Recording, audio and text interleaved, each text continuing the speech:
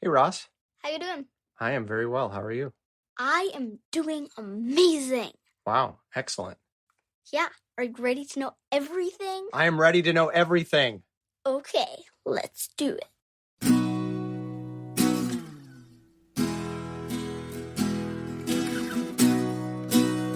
Today, I am going to talk to you about an experience I have. I have a lot, actually, that I'd like to share with you. Great. Tell me more. Well, there's one thing that kids do a bunch every day, and kids really enjoy it. Good. If you do it every day, I'm glad you enjoy it. Whatever it is, I think. Yeah, and I think adults would enjoy it too, but they just don't do it. What I'm going to talk about is climbing. Climbing. Okay. Tell me. Well, every day, or most days anyway, I climb a lot. I climb trees, sculptures, statues, a bunch of things. But if you noticed, there are not many adults that climb trees, or much anything. Which is weird because we have a lot longer arms. It'd be easier for us to reach. But on the other hand, we have much heavier bodies. So it's harder for us to pull them up. Yeah, but there's like some concept where it's like, that's a childish thing to do, so adults don't do it, which I think is really sad. So tell me why climbing is so great. Well, it's just so fun to do. You just get immediate pleasure from looking down at the world. You feel this burst of exhilaration. You get this thought in your mind, I did that all by myself. You're inspiring me. I have done a little climbing as an adult, not rock climbing, but I've been to the climbing gym once or twice, and I got to go with some people doing some climbing on buildings in a way that was more or less safe. And it was a perspective changing view. You start to see the whole world as your playground, and the sidewalks down below just seem like a kind of narrow path. There's a whole lot more if you start looking up. Yeah, I think that humans don't look up enough. So, why don't we give it a try? Let's go climb.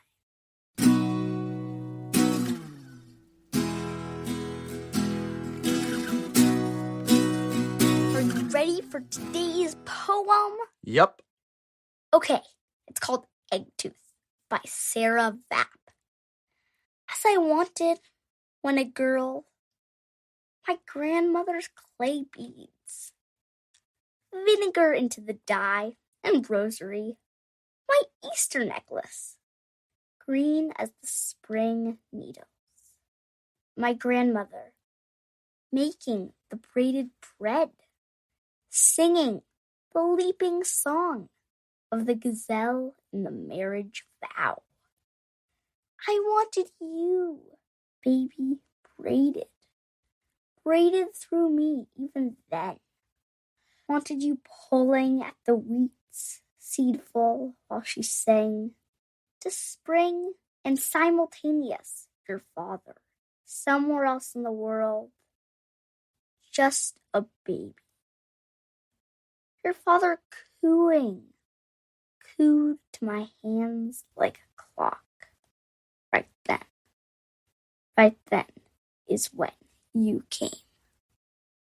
Wow. There's so much going on in that poem. It's got the mother talking to the child, or at least to the baby in her belly.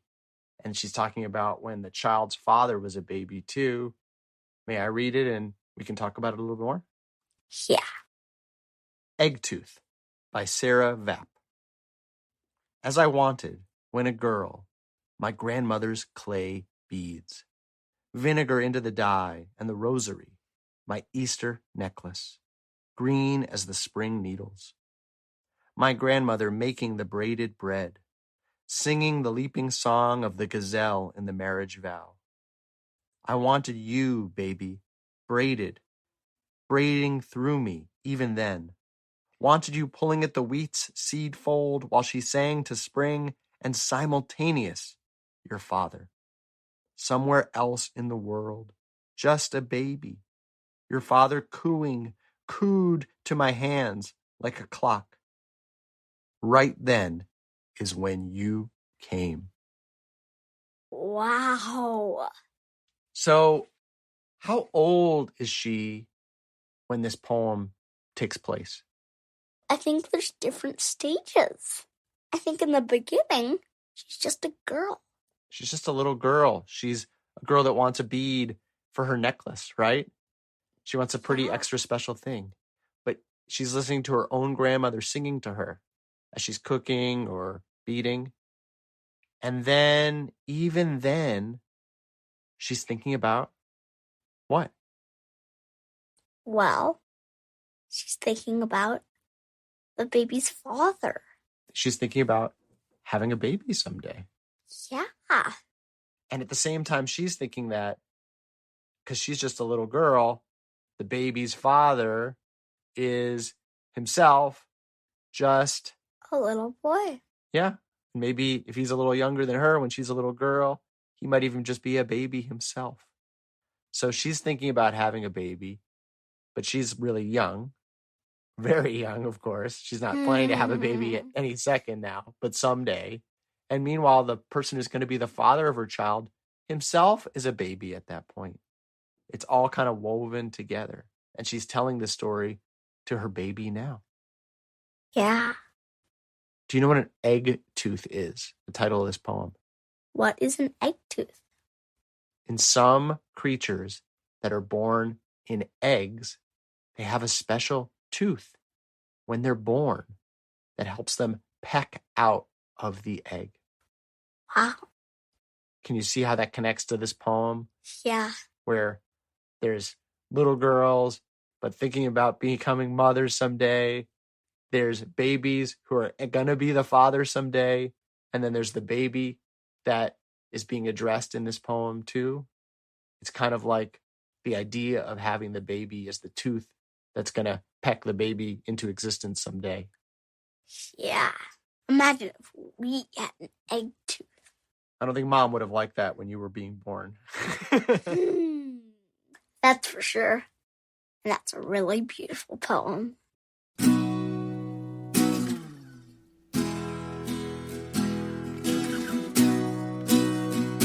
Last segment of the show. Do you have a vexing question for me? Yes. We live in Montana, which is a state with not that many people. And in Montana, we happen to live in Missoula, which has the second most number of people of any city in the state. But still, by most states' standards, most people would say it's not a very big city. And I was thinking, if we live in a small town, well, compared to what? Because in ancient Athens, there was the birthplace of so much of modern philosophy, where you had Socrates and Plato and Aristotle coming up with so much philosophy that is still applicable today. Plato? I know. Plato is the name of the philosopher, not Play-Doh like the toy.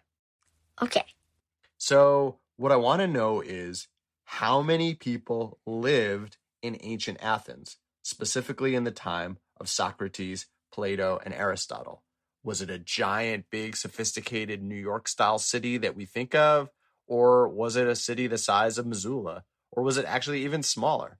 I just want to know because I want to know if big ideas can come from pretty small places. Oh, I think big ideas can definitely come from pretty small places. But I will look up your question and answer it.